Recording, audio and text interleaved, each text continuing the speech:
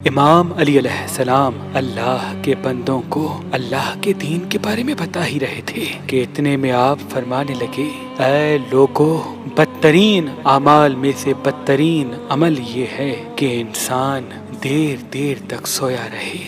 یاد رکھنا، اللہ پاک زیادہ سونے والے اور فارغ رہنے والے انسان کو اپنا دشمن جانتا ہے، کیونکہ زیادہ سونا دین و دنیا کو تباہ کر دیتا ہے۔